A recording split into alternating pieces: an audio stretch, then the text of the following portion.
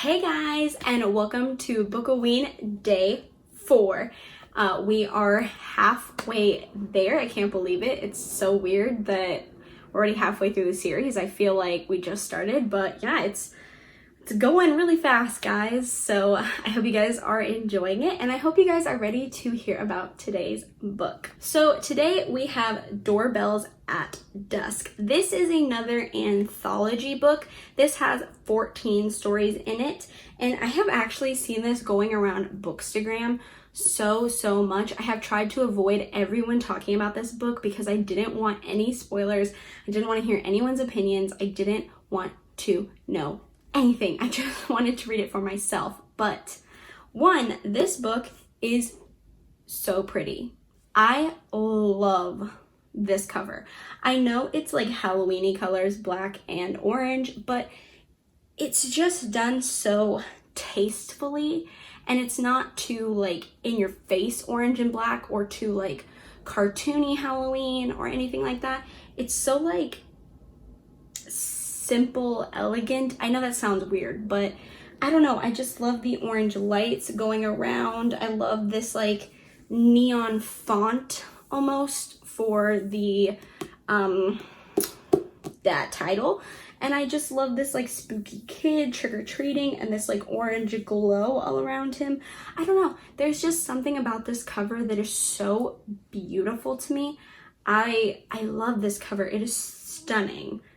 Now, I don't have as many positive things to say about this book as I do the cover, which is a little unfortunate, but yeah, let me read you the back of the book and then I will give you a quick synopsis. Halloween has always gone hand in hand with horror. The holiday gives many children their first taste of terror, the discovery and overcoming of fears. For those who find they love a good scare, that first taste can grow into a voracious appetite. That might be why you're holding this book right now. If so, you've come to the right place. Here you'll find the thrills you crave packed into a collection of stories that is pure Halloween. Carve your pumpkins and turn on the porch light. Halloween frights begin with the sound of Doorbells at Dusk. So I think the back is really cute because it's like, it's not really a synopsis. You don't really know what you're getting into, but it's just like a little like, oh, you like scary stuff? Read this book. That's probably why you're reading it, because you love it, you know? I just think that's kind of funny. So again, this is an anthology, so it has 14 stories in it. So I am going to give you a quick synopsis of every story, just 1 to 2 sentences. I'm trying not to give a lot away, you know that. So I'm gonna try to do this as quickly as I can. Story 1 is called A Plague of Monsters, and this is about a man who encounters monsters trick-or-treating at his doorstep. It seems as though the monsters have taken over the town. Story 2 is called The Rye Mother, and this is about David, who doesn't celebrate Halloween because of his parents' religion.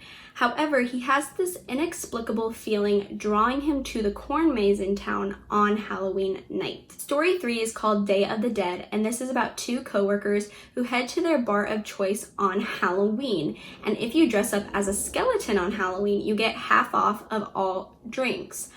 But what happens if you don't dress up as a skeleton? Story 4 is called Rusty Husk, and this is one of my favorites out of the book. And this is about Rusty, who makes a scarecrow every year for Halloween, and he goes all out. These scarecrows are very lifelike and very realistic. On this Halloween, however, he's decided he's done making scarecrows, but then he receives a very strange visitor. Story 5 is called Adam's Bed, and this again is one of my favorites out of the book. This is about Ronnie, who is Adam's dad, and he is planning this super cool, crazy cool birthday party for Adam. And Adam's 5th birthday falls on Halloween. But when this party starts, everything's going good until they get a weird visitor who claims he's the monster under Adam's bed. Story 6 is called Keeping Up Appearances, and this is about a group of home invaders who decide to hit up super rich homes on Halloween. They put on masks and they think because they're wearing masks on Halloween, this is gonna be a walk in the park.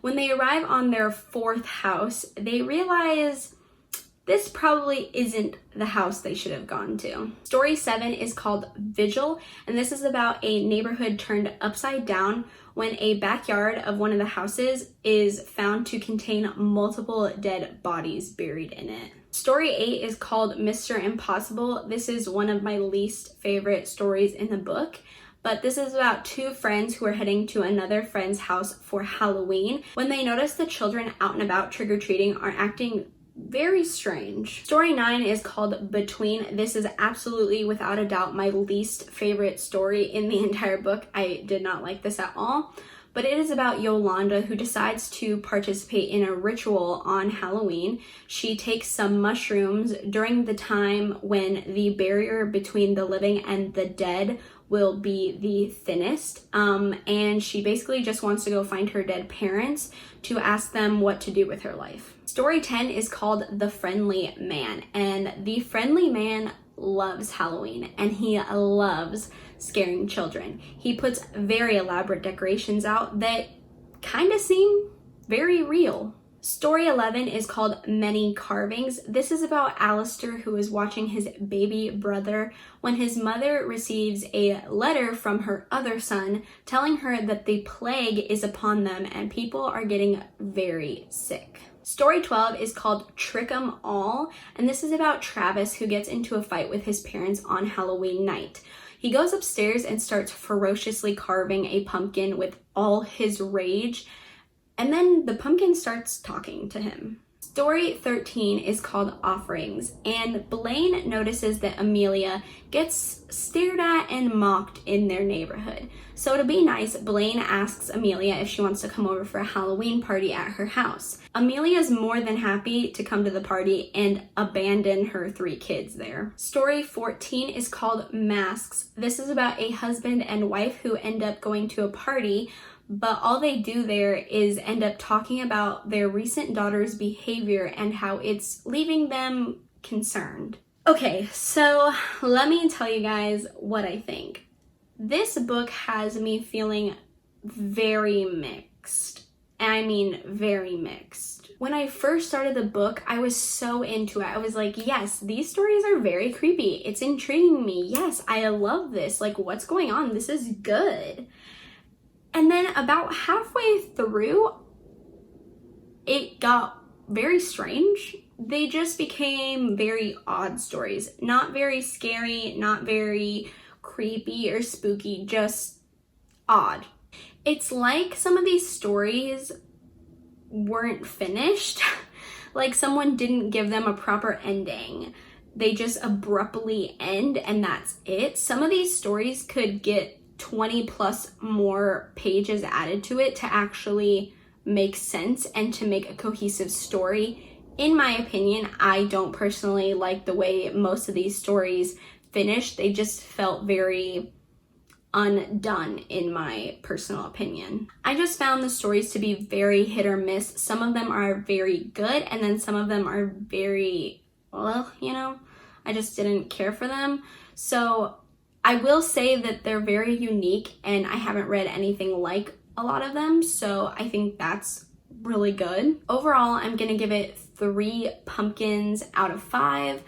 I did like some of the stories, but overall I just thought it was very hit or miss and I can't really give it that high of a rating when I didn't love all the stories or at least enjoy all of them. So I'm sorry.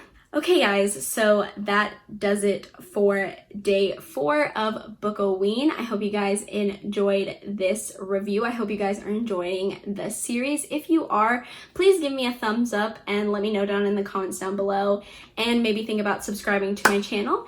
And I will see you guys tomorrow. Bye!